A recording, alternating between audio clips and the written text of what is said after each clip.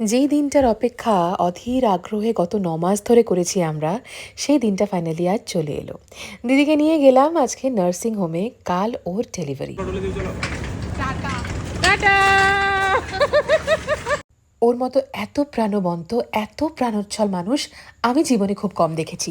যে কোনো পরিস্থিতিকে কিভাবে হাসি মুখে অ্যাকসেপ্ট করতে হয়, সেটা আমি আমার দিদির থেকে দেখে শিখি। ওর থেকে হাজার গুণে বেশি নার্ভাস আমি ছিলাম। যাই হোক, আজকের রাতটা কোনো মতেই নার্ভাসনেসেই কাটাতে হবে।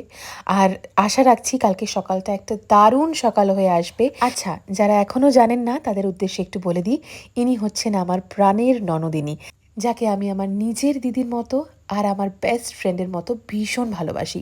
লাস্ট বেশ কয়েকদিন ধরে আমি চিত্তরঞ্জনেই রয়েছি। আজ হচ্ছে 4th জুন 2024।